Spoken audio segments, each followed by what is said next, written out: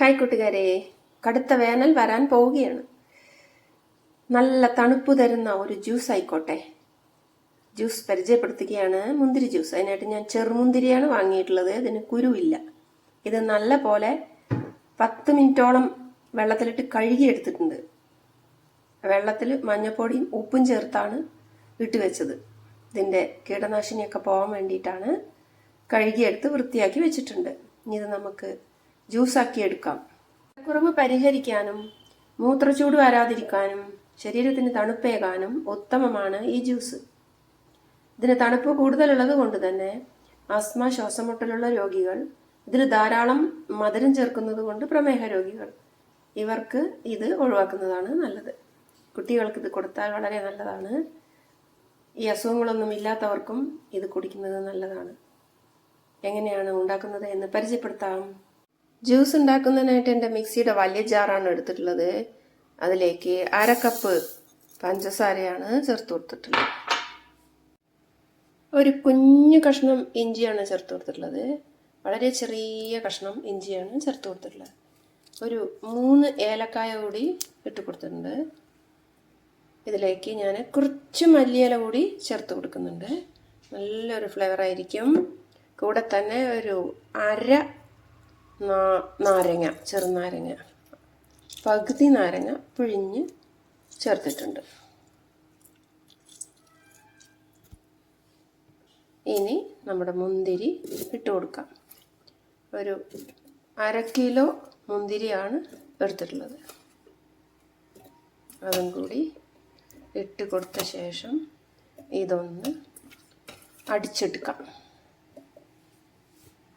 വെള്ളം ചേർക്കാതെ നമുക്കൊന്ന് അടിച്ചെടുത്ത ശേഷം നമുക്ക് ആവശ്യമുള്ള വെള്ളം ചേർത്ത് കുടിക്കാം. ഇനി ഇത് നമുക്ക് തുറന്ന് നോക്കാം.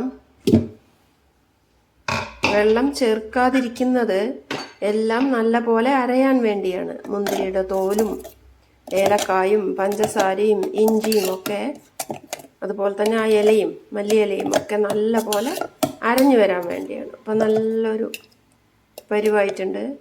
ഇനി ഇതിലേക്ക് നമുക്ക് 1 കപ്പ് അളവിൽ വെള്ളം ചേർത്ത് കൊടുക്കാം.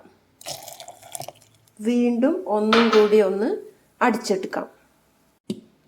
തുറന്നു. ഇപ്പോൾ ഇത് നല്ലപോലെ അരഞ്ഞു വന്നിട്ടുണ്ട്. ഒന്നും കൂടി. ഇനി നമുക്കൊരു പാത്രത്തിലേക്ക് ഇതേ കപ്പളവിൽ 2 ഗ്ലാസ് വെള്ളം, 2 കപ്പ് വെള്ളം, നമുക്ക് ശുദ്ധമായ വെള്ളം എടുത്തിട്ടുണ്ട്. ഒരരിപ്പ വെച്ച ശേഷം നമ്മൾ ഈ അരച്ച് വെച്ച ജ്യൂസിനെ പറന്നു കൊടുക്കാം. അതിനുശേഷം കയ്യിൽ വെച്ച് ഒന്ന് ഇളക്കി കൊടുക്കാം. മൊത്തം നമുക്ക് അരിച്ചെടുക്കാം. മൊത്തം ഇതിൻ്റെ വെള്ളവും അരിച്ചെടുത്തിട്ടുണ്ട്. ഈ ഒരു അരിപ്പ ഇങ്ങനെ വെച്ചാൽ ചിലപ്പോൾ ഈ ചണ്ടി തടഞ്ഞിട്ട് വെള്ളം താഴേക്ക് വീഴില്ല. അപ്പോൾ നമ്മൾ അതിനൊരു ഐഡിയ ഉണ്ട്. അതായത് ഈ അരിപ്പ ഇങ്ങനെ പൊന്തിച്ച ശേഷം കയ്യിലിട്ട് ഇളക്കിയാൽ മൊത്തം വെള്ളവും താഴെ പോയിരിക്കും. അപ്പോൾ ഇതിൻ്റെ ചണ്ടിയാണ്. ഇതിൽ നമ്മുടെ മല്ലി ഇലയുടെയും മുന്തിരിയുടെ തോലും ഏലക്കായിൻ്റെ ആ ഒരു തോലും ഇഞ്ചിയുടെ തോലും ഒക്കെ ഇതിൽ അടിഞ്ഞു കഴിഞ്ഞു. ഇത് നമുക്കിനി ആവശ്യമില്ല. നമുക്ക് മാറ്റിയെടുക്കാം. ഇപ്പോൾ ഇതാ നല്ലൊരു മുന്തിരി ജ്യൂസ് തയ്യാറായിട്ടുണ്ട്.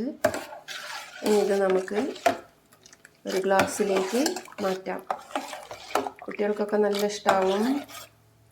ആരോഗ്യത്തിനും നല്ലതാണ് കുട്ടികൾക്ക്.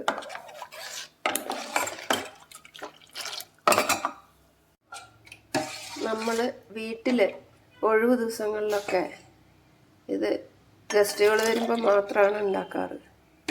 നമുക്കായിട്ട് ഒരിക്കലും ഇങ്ങനെ ഉണ്ടാക്കാൻ നമ്മൾ സമയം കണ്ടെത്തുന്നില്ല. അപ്പോൾ എനിക്ക് പറയാനുള്ളത്, നമുക്കും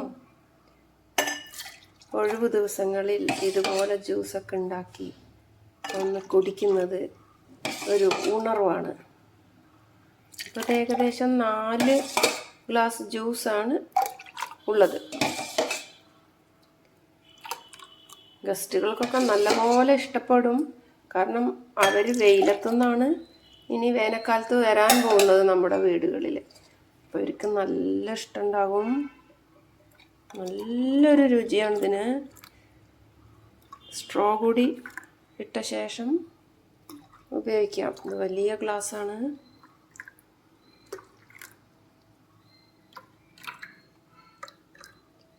ട്രൈ ചെയ്യൂ.